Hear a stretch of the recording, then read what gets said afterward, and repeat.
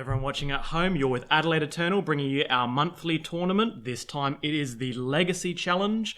I am Sarven McLinton, and I'm here in the booth with Jackson the McCall-Pearce. G'day, guys. Ripping off Beckett Wolf's classic phrase. Hey, it's hard to think of a good intro. Well, it's a classic one. Yeah. And speaking of a classic matchup here, we have everything but. We have Vaughn Schroder on the right, and he is on Pox. And we have Socrates Stavropoulos on the left, and he's on a blue-black tempo list, which is not standard. So which one would you like to see first? Let's have a look at the pots, I think. All right, so this list, if you haven't played it before, but you're familiar with Modern, it's very similar to is that the 8-rack deck? Is that what it's called? Yeah, it's pretty much 8-rack. And it just doesn't have that, the actual rack in it. It just has Smallpox, Sinkhole, Trinosphere, all of these kind of hate pieces. And the goal is to rip their hand apart with Hymn to Turak and Thoughtseize. And then you have Liliana the Veil, a 4-of as well, and Dark Ritual to power all these things out on turn 1 quite consistently. Yeah, it's crazy. There's insane amounts of LD too, like Wasteland, Sinkhole, Smallpox as well. It's pretty sweet. Yeah. I'm really liking Liliana the Last Hope as well in the meta with so much Delver and Young Pyromancer in it. It's really nice to snipe them off. Yeah, it seems really good. He also has a sideboard which we will probably get to see in action in games 2 and or maybe 3, which includes Chains of Mephistopheles. Yeah, that card I definitely can never pronounce. It has a lot of text. Yeah. Speaking of a lot of text, let's go over to the one with the longest possible name, Socrates Stavropoulos. It just barely fits in on the graphic. We have him on this blue-black tempo list. It is not a typical blue-black tempo list that you will see. It forgoes splashing a third colour like the Grixis control lists and the Bug tempo lists, and instead goes full-on blue-black so it can actually play 3 Mutavault. And there's a little bit of tribal synergy with Mutavault and the Spell Stutter Sprite, which allows you to counter a 1-drop, sometimes a 2-drop. And then it's got the golden oldies, Deathrite Shaman, Delver of Secrets, and he's bringing in a Blast from the Past with Dark Confidant. Yeah, it looks really good. Spellstarter Sprite hits a lot of Legacy at the moment, so seems good. I like it. With a 1/1 attached and a Umazawa's Jitte in your deck, it seems like a pretty good combo. Yeah, I like it. So let's go down to the games. The players are drawing their 7, and one question is, which of the 2 is favoured in this matchup? That's definitely tricky. I think if Vaughn gets ahead early with his land destruction, I mean, it's going to be real hard for Sock to come back. Well, he's got a Delver Days start. Delver Days start seems perfect in this matchup. And then that's a Sinkhole and some cards. Yep. We know there's a lot of black cards in there. Something foil, I think, was in the middle. Maybe a lot of foil. Yeah, I think maybe he's got matching land. So that Inquisition of Kozilek. That seems really good. Hitting the Delver here could be pretty sweet because it will take out all the action from his hand. There's no creature in there. And if you've been on a tempo deck before, you know that when someone takes your 1 tempo creature, you actually become this really terrible control deck because Days is terrible, right? Yeah, and the worst Days is the Days that's known. Yeah, exactly. That is a nightmare. Exactly. I think one funny thing about tempo is when you look at cards like Days and Force of Will and Wasteland, this is going to be controversial, but they're not good cards. It's very strange, right? They're not good cards, but as soon as you play a Delver of Secrets, those cards are busted. They're so good. They just protect your guy and hold... Oh, well, we just drew the Delver of Secrets, right? No, he took the... Sorry, he took the Brainstorm. I totally didn't even register that. That's really interesting. I think he's... Was there a fetch land in hand? Yeah, maybe... Perhaps if Vaughn has like a Smallpox or something, that seems okay. Because he can, cast it next turn, get rid of the land and the Delver, and Sock would probably pitch maybe another land or something. That would make total sense if that was the case. Oh, yes, it is. It is Smallpox. So Smallpox. Yeah, that makes sense. But he's got the Days, so it kind of says 2 mana hand discard. The discards are Days. Yep. And the returning lands is not relevant when you've already got a threat out. So. Sock did not reveal the Delver trigger. Yeah, I bet you it's an instant or sorcery. Yeah, well, if it's a force, you might not want to reveal it. Or maybe another Daze, that would be a good one not to reveal. Yeah, dazing a Liliana the next turn would be pretty good. Delver beats in. This is the old slow beats for one, but Deathrite Shaman is going to change this equation. Shaman makes the LD a lot worse right now. So yeah, he also makes the smallpoxes a lot worse too because he got 2 threats. Right? Yeah, true. So these are all lovely matching lands. Oh, so this is Innocent Blood. Innocent Blood. Ooh, if you haven't seen this, guys, it is Diabolic Edict on a sorcery for 1, but each player sacrifices a creature. And in Vaughn's deck, it basically never hurts you unless you got Dark Confidant out. And sometimes you can use it to sacrifice your Dark Confidant at the same time when you're on 5. Yeah, seems good. So this hits Deathrite Shaman, which is totally a fair play when you're thinking about bashing with a 3-2. But here's Sinkhole. Yeah, that's really... So see how Vaughn did that order correctly where he goes, you make a choice of which one to sacrifice. Yeah. And then he sinkholes afterwards knowing that you've sacrificed your other land source, which is Delver. Yeah. So if you did it the other way around, then they get the choice to sack the Delver and keep the Deathrite to produce mana. So this is where I feel like if he has Lily, he's trying to go, I don't want to play into Daze. But sometimes when you've discarded a Daze and you know that they've only got 2 unknown cards or 3 unknown cards, you just jam it because the odds of them having it are pretty low. So this is a Force of Will and 3 lands. Okay, which so he did not... so he didn't reveal the Force of Will on that Delver trigger turn 2, sorry. Interesting. Yeah, so he was just sandbagging it and planning to snipe something. Yeah. Oh, Lily. How... That was Dark Ritual. Oh, Ritual, yeah. I was now he's curious as to... Yeah. So this board state is actually super interesting now because you've got a whole bunch of lands which can be discarded. Oh, ooh. Dark Confidant off the top is amazing. That is perfect. This is why he plays it in his deck.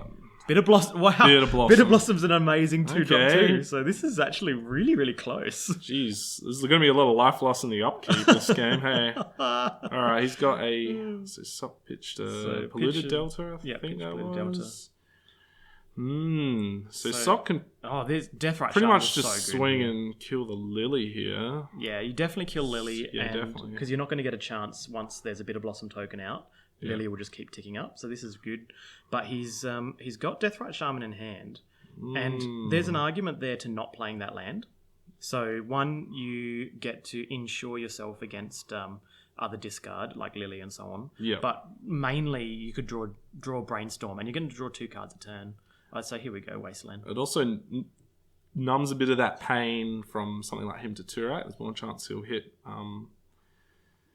Hit a land there. So that's Diabolic Edict here revealed. That's not great.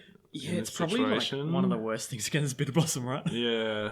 And he can't really race very well, but he can try. Yeah. Generates black, I assume. So, yeah. Ooh, what's he got? So what does he do? He's thinking, do I Edict here so I can bash for 2? Because that does actually change the race a little bit. Right? Because that's true. You don't want to just hold back Dark Confidant. You want to be getting in the red zone. And also, Vaughn has so much discard that just unleashing what you got, it seems like a good idea. And eventually, Sock drawing 2 cards a turn. Yeah. Seems really good. Yeah. I think you're right there. So he doesn't get to bash in again unless he uses Deathrite Shaman. Because remember, he doesn't have black mana to actually activate its life loss ability. Okay. But he flipped... Was that Inquisition of Kozilek? Yes. Okay. So off... Trip Island. Yeah. Doesn't feel great to be using your Deathrite Shaman to make mana instead of actually pressuring their life total, but he doesn't really have much of a choice. Well, yeah, another second Shaman. I mean, they attack pretty well into 1 Bitter Blossom token. Yep. But there's a Mishra's Factory on the board on the other side. Yeah, unfortunately, Sock doesn't really have the black mana to start eating those instants and sorceries and he's losing that life, so... Going to be using 1 Deathrite to exile a land, and that's only goes so far. Yeah, you can only do that for a few turns, I think. So the Mishra's Factory is actually doing a lot of work here. So, I mean, it's just that threat, that holding off attackers on the ground. Yeah. Oh, Trinisphere. Nice.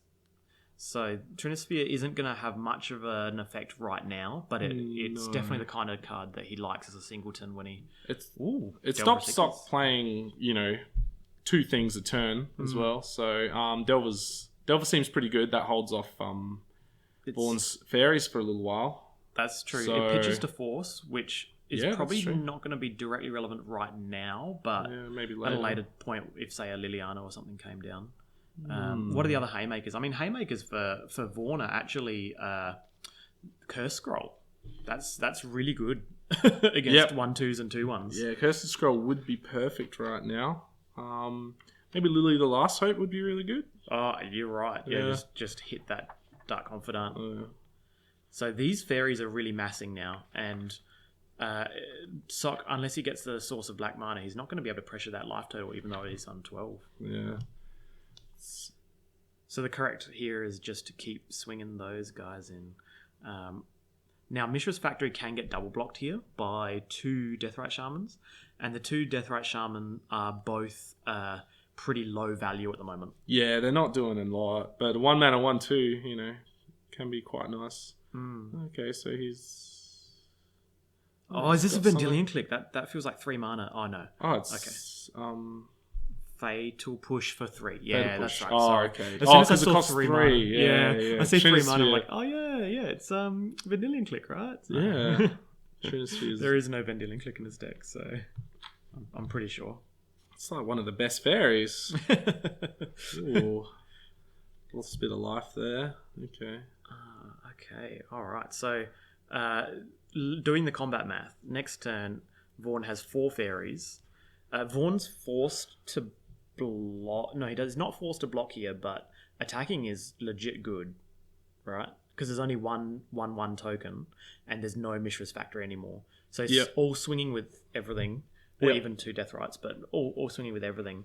Present 4 damage. He trades with Dark Confidant, but his army in the air gets a lot smaller.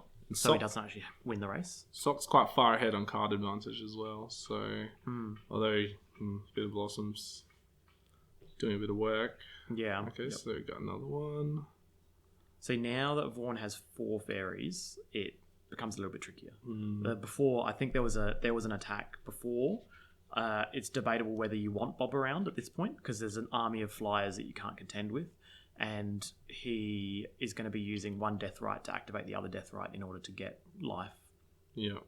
Okay, so he's eating that. Eat Mishra, exile, Dark Ritual. Okay, so take him to 9. Yep. I mean, a land here would be pretty sweet because that would allow him to actually attack as well with one of the Deathrites and then activate the other Deathrite. Is that a swamp? I feel like it was a bayou or something like that. Was it bayou? I think it's because he's splashing a single bayou in there, and that is so that he can activate the Deathrite Shaman. Yep.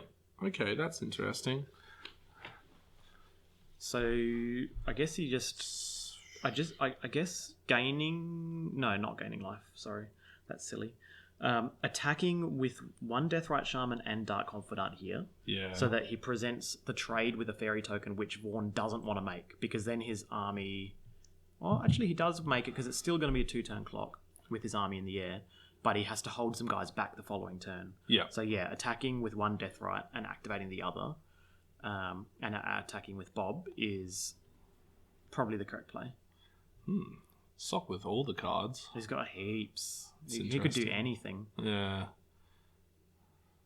But whatever it is, it costs 3. So, and that wasteland. Tax. So only not attacking with a Deathrite Shaman here, because it's Deathrite Shaman is literally doing nothing, sitting back. Yeah. Unless it needs to generate colorless black mana, which he can't cast 2 spells in 1 turn anyway, unless he double exiles land. You wouldn't be using your Fatal Push on a fairy token unless it just kills that 1 turn that he could swing in for the win. So I feel like, definitely attacking with the other Deathrite would have been a good idea, and then leaving 1 back, maybe to use the Bayou and ping him for 2 end of turn seems pretty good. Well, it's moot. It's moot anyway because Vaughn didn't block. He didn't actually block. Oh, that's interesting. Yeah. So Sock has floated black, I think. And then he can probably, I don't know. I guess he could just have like a brainstorm in hand that he just is dying. It's just sitting there, not doing anything, and he wants to use it. Yeah. But it's not optimal. It's not what you want to be doing when you have a Bayou there to be able to do something. He's exiling. Exile land, get a certain colour of mana. Oh no, so he did generate the black. He generated black. The Bayou, and he got rid of Inquisition. Okay.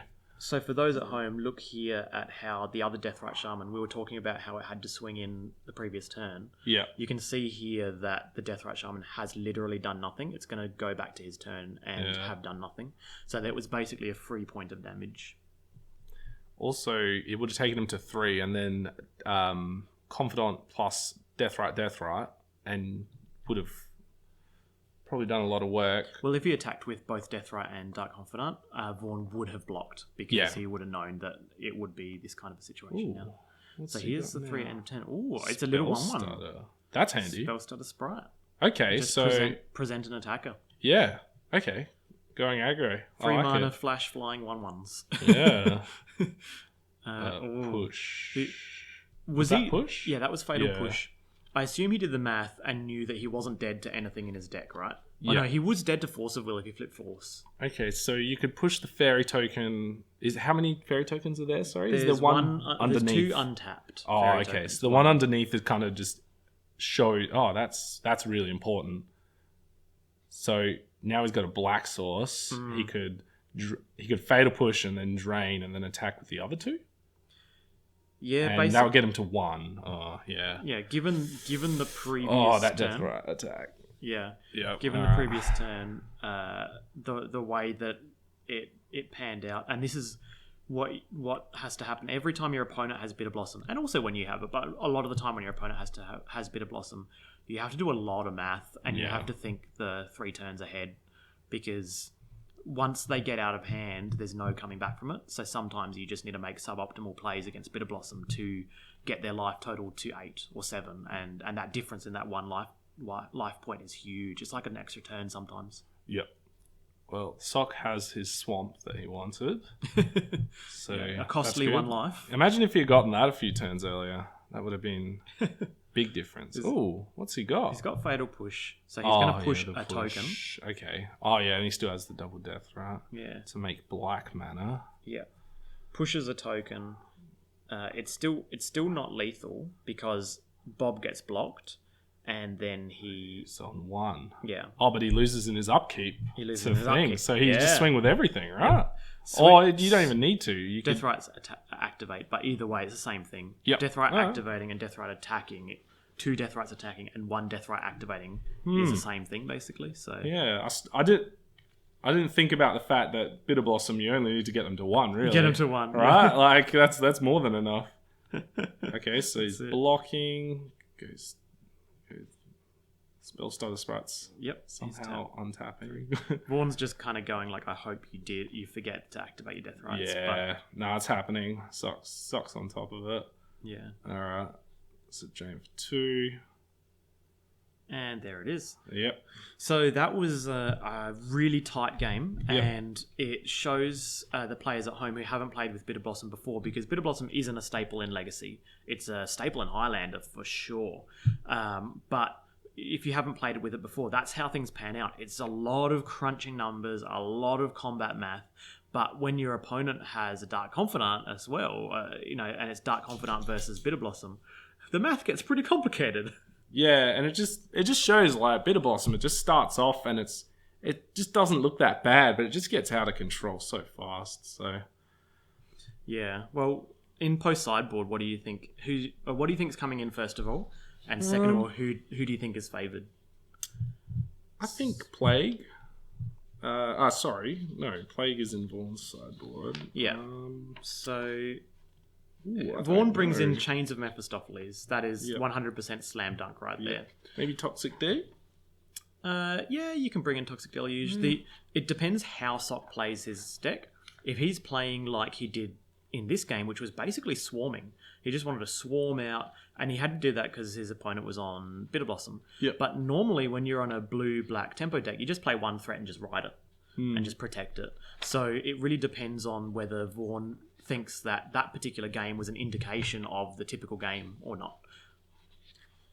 So Pithing Needle I can also see coming in against Deathrite Shaman. Oh, that's interesting. It just depends on how afeared he is of Deathrite Shaman. Yeah, that seems really good. So for Sock, we have also not much. Neither of them really has huge haymakers against each other. Not really. Ensnaring Bridge is pretty interesting choice. Yeah, Bridge is there because he's so he's just a dog to Eldrazi. Yeah. So in this one he won't bring it in, but he will bring in. He hasn't seen any kind of graveyard interaction, so he doesn't need to bring in Leyline of the Void or Relic of Progenitus. I think he just run it back. There's literally nothing. Cage, Chill, Relic, Leyline, Deluge, Bridge. None of these does anything, so basically do your game 1 again, because the game 1 plan is good, right? You could go for the full psych out, mash in all 15, and then remove all 15 as you go through your deck. I love it. Do it. Just get that mental game going. So then, looking at the sideboard for Vaughn, it may come in here. He has the Leyline and Helm combo. So normally you don't really like it that much against things like Daze, because Helm does cost 4, and you don't really want to be playing 4 drops in Legacy, which are effectively 5 drops because you have to play around Daze. Yeah. And it's more for those kind of grindy control decks that don't have Daze, and also against the decks that don't have any interaction with you. You know, they don't have a Hymn to Turak, Thoughtseize type thing, and they don't have Force of Will to stop it, and you just go, Leyline turn 1, and the next turn I'll Ritual, or turn 1, Ritual into Helm, activate it. You know, like, you can do that. Turn 1 win. You can do that against those decks that don't have, you know, a single card that blows you out. Do you reckon that's Vaughn's dream? I think it's his dream. One day? I think it could happen. That would be so funny. Lay awake at night thinking about, you know, helming someone on turn 1. But yeah, there's a. I'm not saying it comes in here, but you never know. You know, you never know if he's going to do the little sneaky. Hey, guess what? Helm me. So that's a Thoughtseize, Chains of Mephistopheles, some lands, and here is Dark Confidant, Daze, and Edict, and then a bunch of other lands. That's interesting. The Edicts, but he's shuffling anyway, so it might have been just not doing enough. What's your thoughts on maybe Edicts being so not worth it that you actually sublet in a card that's, you know, potentially it's still not that good, but like it Relic, kind of does more. Cycles. Yeah, like Relic, for I instance. see what you mean. Yeah, the Edicts are not great here, but they can, you know, he's got so much removal, right? He's got Edicts and he's got Fatal Push. Yeah. So that's about as much as you need. Right? Yeah. Oh, so here we go. Brainstorm. There's a. Oh no, it's getting shuffled away. Doesn't matter. Oh, okay. So yeah, on that topic of removal, when you have a bunch of removal and your opponent has just a couple of creatures / Bitter Blossom, if they play a game where they don't draw the Bitter Blossom, your removal is great, right? It kills Bob and it kills Mishra's Factory, and you're like, yeah, this is great. I don't mind my 4 removal slots in the deck. But then when they play Bitter Blossom, you're like, wow, my removal looks terrible. Edict especially. Yeah. So here we go. We've got Force of Will, Brainstorm, Mutavault, Fetch Land, and Spellstutter Sprite, I think it was. That's pretty good for that's 5. Good, yeah. I mean, for a 5 and a solid. Sprite at the bottom, I mean, that's a pretty effective hand. So it's a Thoughtseize. So this hand's going to get torn apart. You can take the Spellstutter Sprite and say you have literally no action, but I don't think it's correct because the Spellstutter Sprite is a 2-drop, and it's a 1/1. So you have that kind of thing like under wraps, easy. You know, that's not a problem. Okay. So well, there you go. So basically, we Thoughtseize a Spellstutter Sprite and a Force of Will, which is pretty good. Him to Turak for 1. So what would be devastating from Vaughn next turn? Probably Smallpox would be devastating. Smallpox. If Sock here plays, even if he doesn't play creature, like even if he doesn't play Deathrite or the Delver. Okay. So he just fetches around Stifle, which he knows his opponent doesn't have, I guess. You never know. You never know. Okay. Oh, it's Chains of Mephistopheles, guys. Dear. So this basically says, call your local judge. That's what it says as the rules text. Oh, what have we got? In response, brainstorm, because you can't brainstorm under chains. Essentially what happens is when you would draw a card that is not the card that you draw for the turn normally, so i.e. you cast Preordain or you cast Ponder or whatever, instead you draw and discard a card. Instead of drawing a card, you draw a discard. Oh, so, okay. Yeah, Brainstorm's pretty bad against it. So yeah, he has to force of will pitching a Brainstorm, because if he doesn't force of will pitching a Brainstorm, then he has basically pitched Brainstorm, because it's not going to be relevant against chains. So he's now down to one card. One card, and it's days, right? Oh yeah, it's days. No, did he have days? I can't remember what his... Maybe we've seen all his cards. I don't know. I think we've seen all his cards. Okay, is this Lily? Yeah, it's Lily. It's not days, because otherwise it'll be days. days. You got a days that. Yeah. So discard that card, and then he's going to Mutavault attack, right? Okay. Yeah, so it was a land. Sea. So the Mutavault's going to do a little bit of work here, because it's just going to bash Lily to 2, and then Lily goes to 3, and then bash Lily again and bash Lily again, right? Yeah. Okay. I mean, you do what you got to do, but Vaughn is well and truly in the driver's seat here. Yeah, and then there's a Mishra's factory. Mishra is there's 2 Mishra's factories. They are very, very good at blocking. Okay. Curse Scroll and Bitter Blossom. This game is really all but wrapped up. Yeah. Depending on whether Sock can pull Dark Confidant here. No, sorry, Dark Confidant does little or nothing, because we've got the Curse Scroll. Shaman. So Mutavault attacks Vaughn, doesn't attack Lily. So he's just going, my out is your Bitter Blossom. I need to just get your life total down, and then Bitter Blossom's going to kill you. That's what Sock's saying. Yeah. It won't happen when you've got 2 Mishra's factories and Bitter Blossom and Curse Scroll on the battlefield. But you do what you got to do. Yeah, that's... Oh, that's interesting. Oh, doesn't activate Curse Scroll. He wants to cast whatever he's got. Oh, okay. So just wants to cycle Lily and make it go up to 4. So presenting a higher loyalty Lily is what he did there. Then next turn it allows him to activate Curse Scroll to kill Mutavault when it attacks. Yeah. Oh, he's blocking. Yeah, fair enough. Okay. The old chump block, keep Lily at 4. Alright.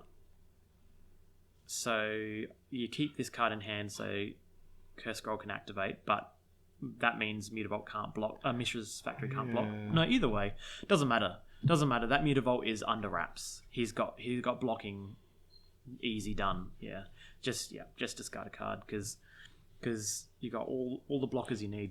Ooh, and full aggro. I like it. Yeah, that's it. Don't bother blocking. Just bash. Yep. And if Sock deals with one of the factories, then yeah, those factories are 2 on the attack and 3 on the defense, which is pretty good against Mutavault, but he's not going to bother blocking anymore. He's just going to pressure that life total. Yeah. Oh, Wasteland. So here I assume... Oh, Wasteland does change things, yeah. Here I assume that Sock was actually attacking Vaughn, not attacking Lily, and that's why he's blocking, because it's basically saying gain a life. Yeah. But the problem there is that it doesn't change his clock. And now that the Mishra's factory has been hit by the Wasteland, he actually has to recalculate. Okay. So this is a bash for 2, taking Sock down to 11. But keep in mind that his just make a discard again. If he gets bashed for 2 here, and he keeps blocking with that Bitter Blossom, he's basically losing a life a turn to the Mutavault, and not changing his pressure in the air. So he's gonna attack 6 times with his Mishra's factory, right? So 6 times, 6 life lost. Yeah, 9. So that's fine. Yeah, this play is fine, just blocking. Oh, okay. Yep. Sock has. That's fair. Sock has said, I don't want to have to do any more Bitter Blossom math. Yeah. I know that feeling. We're here in the booth, and we've got our blackboard up, and we're calculating every play, calculating every turn, how many points of life you're going to lose off Bitter Blossom, how many you're going to lose off Bob. How does Mutavault win this race if you block? How does it win the race if you don't block? Yeah. Yeah, it's a lot of math, and it's only round 1, and we need to keep our brains wired and ready for the whole tournament. So yeah, round 1, you don't want to be getting your calculator out. no, get that pocket calc. Yeah, I know that according to the rules, you can't consult your phone, right, in sanctioned matches. However, can you consult your graphics calculator? well, you can put notes in that, right? It's a good point. That's a good point. So, what about your solar-powered pocket calculator? You can't put notes in it, but you can write things upside down on it. That's true. Only a select number of words, all PG words, Yeah. or select number of words, but, they might be notes to self. Are you talking about the 80,005 here? Or? I think that's it. I think that's what it is, but we're a PG show. So. Yeah, that's true. We shouldn't be talking about such vulgar calculator-based topics. No primary school math jokes. So going into game 3 here, Socrates is on the play. If he gets a hand with the Delver of Secrets, normally against most decks, that's really good. But against a deck with 4... Is it 4 smallpox? He's got 4 smallpox. He's got 4 Liliana of the Veil. And he has 3 Cursed Scroll. And then, of course, he's got Bitter Blossom, which trumps Delver quite nicely. So... like a turn 1 Delver isn't as amazing as in this matchup as it is against most of the rest of the Legacy field. No, and if Sock doesn't have the days, and you get like a turn 2 smallpox. So that's Island. Okay, we're leading off. Oh, okay, yep. The old Brainstorm, hide my stuff from Inquisition of Kozilek. So it's all about the mental game when you do that, right? It's like, right. Vaughn's like, oh, what's he hiding? Yeah, you put some cards away, then you reveal like this total gas hand to your opponent, and they're like, oh no, that means on top you have to have this or that, so I just take this other suboptimal card, and you're like, no, put away the lands. Note to audience, don't do that. I still remember when we were playtesting one time, and I think I thought seized you, and you brainstormed in response and presented 6 lands to me. And I was like, okay. Yeah, my hand was that bad. I had to protect that single card. Yeah. Like there was like one, I think it was like a True Name Nemesis. I don't know what it was, but it was like one card that wins the game, and the rest of my hand was so terrible. But this hand, on the other hand, is very good. Yeah, it's pretty gassy. I like it. He's got his mana sorted. I can definitely see some situation where you're like, ooh, you take that Deathrite Shaman and then the next turn you wasteland the Bayou or something. I can see that kind of a thing happening. But at the end of the day, the biggest threat is obviously Dark Confidant, right? Yeah. Because he's not... but then again, sorry, we forgot Pox. Yeah, he takes Brainstorm. This means to us he's got to turn to Smallpox, and he just wants to Smallpox Sock for one of his creatures and his land and a card. Vaughn's pretty scared of the Brainstorm, hey? That's the I second can understand game he's it. done that. Yeah. Oh, it's like the best card in Legacy, right? That's it. So this is Sock going, well, I'm going to play around that. Smallpox that you inevitably have. If you didn't take my Dark Confidant, you got Smallpox. So here it comes, right? Yeah, Smallpox. So what do you sack here? If you're afraid of Wasteland, you just sack Delver, right? Deathrite. Or... Yeah, if you're afraid of Wasteland. I don't know. But if you aren't afraid of Wasteland... Oh, no, you lose a land as well, sorry. So you go Bayou Delver? No, I think you go Island Delver. Because then you have all your colours. Oh, yeah, it's really hard. But Deathrite gives him the colours. Yeah, maybe you sack the Bayou so that you don't get Wastelanded. Yeah, right. I think so. So you're afraid of Wasteland. I think so. Okay. I think this is right. Because Sock doesn't have any more lands in hand from memory. So... And he doesn't have like Hymn to Turak in his deck where he needs to have double black. No. But that's really strong, right? His Smallpox hit Delver, non-basic land, and Fatal Push. Seems pretty strong. Yep. Oh, okay. Sock not playing the Confidant.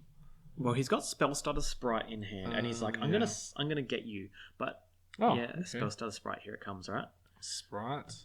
And Vaughn knows this, so he's throwing his weakest card into it. Yep. So if Vaughn had like another 1-drop that's very important, I can't imagine what it is. Like Curse Scroll, yeah. Like Curse Scroll will be one where you don't want that to get hit because that will change this game. Curse Scroll! Oh, yeah, you called it. Right, nice. All right. So we're into the mind of the Pox player already. Because Curse Scroll really, really breaks this matchup wide open. So you got to run the Confidant out now, right? Yes, because everything's going to get killed by Curse Scroll, so you have to just keep presenting threats and keep pressuring life total. Okay. Mishra's Factory is going to change that pressure a whole lot. It's going to block Dark Confidant any day. And not having a black source is huge for Sock. Something to be said about just not playing anything right now. Yeah, just got the activating Curse Scroll. Oh no, but he'd have 2 cards in hand, so it's not a guarantee. Oh, that's true. Okay, so Dark Ritual into what, Lily or something would be. Oh no, he's just doing it to activate. Yeah, so Dark Ritual to activate Curse Scroll. Yep. And then reveal his card, which is him to Turak. Yeah. So he does it the other way around. So he uses the colorless mana off the Mishras. Ooh. I assume there was just a verbal communication there. So that revealing Force of Will, normally that would be bad, but his life total really isn't pressured that much, so it's not that big a deal. Okay. So the Force of Will isn't doing much this turn. No, but Curse Scroll is going to activate and kill Dark Confidant. Yep. Okay. So he reveals Inquisition of Kozilek. He doesn't actually have to discard that, so he keeps the Inquisition in hand. Okay. Yeah, there we go. So the clock from the Spellstarter Sprite is very, very slow, which is the reason why it's not widely played in Legacy. It just doesn't have the pressure it did when it was in Standard. But Sock nabbing 1-drops is pretty fun. Okay. So Inquisition here, basically to get a card out of his hand is my feeling. Oh no, sorry. Sock actually does have 2 cards. I thought he had 1. Okay. Yeah, so what does Sock do here? If that card is like Brainstorm, he's obviously snap playing it. So it's not Brainstorm, it's Daze. Okay, yeah. So you just reveal it, lose the Daze, because it doesn't change anything. Yep. Chains of Mephistopheles! Oh, again. Oh, no! Oh! Yep, Vaughn is definitely in the driver's seat here. This is so strong. Chains makes every Brainstorm player cry. And that Spellstarter Sprite is basically going to leave the battlefield now because there's going to be a reveal to Curse Scroll and kill it. Yeah. But unless it's something he wants to play, if it's Lily Under the Veil or something, it's pretty strong. Yeah, that's fair. I can understand why you'd want to do that. Yeah. So let's see. Oh no, Lily? it is, and it's activate. Oh, it's Lily. Oh no! So, we're just like calling all the shots, right? I think you still just play Lily because he has force nothing, right? Or does he have a second card in Now he can counter the Lily. Yeah, so like you play Lily and you up it. Yeah. Because then you can always kill the sprite the next turn and it gets rid of the Force of Will. Not that you care about the Force of Will that much, but it gets rid of cards from his hand, which is important. Yeah. Just critical mass of the number of cards in his hand. So here's the Force. Ooh, he has the Force. Yeah. Force is with him. Yeah, pitch the Brainstorm. It's not good. Yeah, so Sock did have 2 cards the previous turn, my mistake. So he could have had a blue card to stop Lily, which is why Vaughn went for the conservative route, which is just activate Curse Scroll. Either way, the Lily got counted. So just keep activating this Curse Scroll, 2 to you. Yeah, it's going to get there because Sock doesn't have any pressure yet. Actually just casting the Inquisition, just because he wants to get cards out of his hand so that the next turn he doesn't have to activate Curse Scroll on his upkeep before he draws. Yeah, makes sense. So this is Sock fetching for basic Swamp, so he always has his colours in the face of Wasteland, and he has 2 cards or 1 card in hand? One 2 card? One. Wait, let's see. It was 4. No, Force Pitch was last turn, so he must have 2. Yeah. Oh, so flash out Spellstarter Sprite. Yeah, it's. Nice. I mean, it's going to get killed anyway. Yeah, we'll get killed. Oh, he had to reveal his hand to the Inquisition. Which... No, he counted it with Spellstarter. My bad. Yep, that is definitely why that card is in the deck. It keeps pressuring, but it's not a very fast clock, obviously. Oh, this is going to be nice. Okay, that's good. I mean, it will just get. It gets killed, but scrolled. He gets. Yeah. Get scrolled. He eats a nasty scroll and has to go to the graveyard. It's a cheese and Vegemite scroll. So that's a bash with the factory, and he's now empty-handed. And that Spellstarter is just going to get in for 1, and then it's going to die again, right? Yep. So Spellstarters are not having a good day today. He is probably an activate Curse Scroll to make sure that No, I don't think it matters. Just activate this. Yep. Because you can't get rid of that fatal push or something in hand, so just activate it. Okay. So the pressure is real. He's on 6. Sock is on 6. So Sock's dead next turn if he attacks. Yep. So this is a bad spot. A bad Sock. Bad Oh Sock. no! Oh, the Wasteland changes that dramatically. So Curse Scroll is 3 activations away, which means that his Vaughn is on a pseudo 8. Curse Scroll reveal Curse Scroll. Do you think you could have pinged the face there? I think you just ping the face. Yeah. Because then you present lethal a turn earlier. Okay. Oh, double scroll. All right. Yeah, that's it. It's bakery It's a bakery. They come in a when you get the cheese and Vegemite scrolls and they come in a 6 or a 4. So they come in a 4 because he doesn't have a playset. He's got 3. He must have eaten one on the way to the tournament. Yeah. So he's got Dark Ritual in hand and there's another Mutavault. Yeah. So this is really presenting lethal the next turn. Curse Scroll used for 2. So Sock goes to 2. And he really has literal no outs. Yeah. So what he's doing is, I think he's saying, what actually happens with Chains of Mephistopheles? So Sock knows that he's lost. So he's like, that has too much text. I just want to see what happens. Sock wants to brainstorm. Don't do it, Sock. It's a trap. He just wants to. It's a tarp. He's like, let's show the viewers at home what happens with Chains of Mephistopheles. So he called a judge over. He's getting some screen time. So he goes. So it says discard a card, draw a card, right? Yeah. So he discards a card, draw a card. Now you put 2 back on top. Yeah, and then he discards a card and draws a card. So he'll be with 2 cards in his hand. So here we go. So he discards a card. And then he draws a card.